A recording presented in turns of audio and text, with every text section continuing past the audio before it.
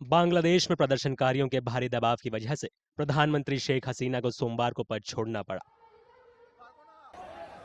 आरक्षण के खिलाफ स्टूडेंट के नेतृत्व में लाखों लोग सड़क पर उतर आए।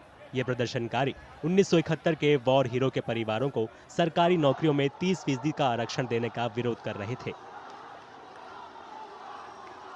This is a disconcerting development.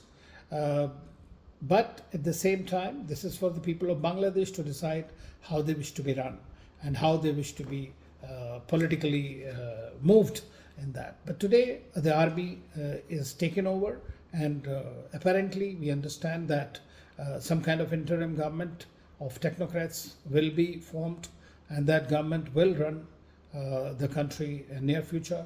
And hopefully the elections will be held, because that is extremely important for the country.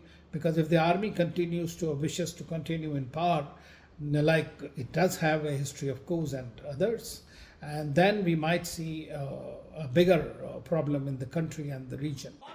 जुलाई के अंत में ढाका यूनिवर्सिटी में स्टूडेंट और पुलिस के बीच झड़प के बाद विरोध प्रदर्शन शुरू हुआ था। स्टूडेंट्स का आरक्षण विरोधी प्रदर्शन जल्द ही सरकार विरोधी प्रदर्शन में बदल गया। प्रदर्शनकारी 30% आरक्षण खत्म करने की मांग कर रहे हैं।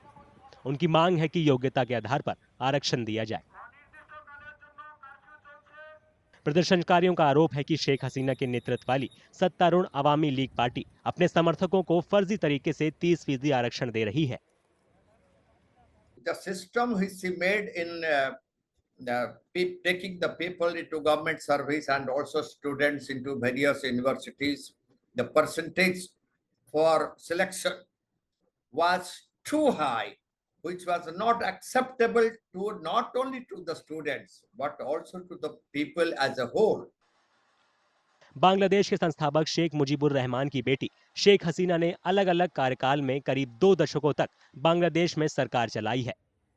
आरक्षण के विरोध में शुरू हुए विरोध प्रदर्शन में 300 से ज्यादा लोगों की जान जा चुकी है। हिंसा में रविवार को 99 लोगों की मौत हुई थी। Well, it's very worrying. First of all, as you know, some 300 lives have been lost since the 1st of July when the trouble started. And that's already been a matter of grave concern to all of us, because Bangladesh is our neighboring country. The people there are our own brothers and sisters, or cousins at the very least. And what happens there affects our neighborhood as well in a very intimate way.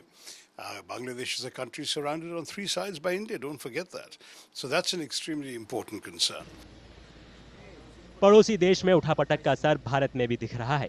ये भारत के लिए तनाव बढ़ाने वाला है, क्योंकि भारत पहले ही पाकिस्तान के साथ साथ लद्दाख में चीन से लगी सीमा और म्यांमार बॉर्डर पर तनाव और अस्थिरता से निपट रहा है।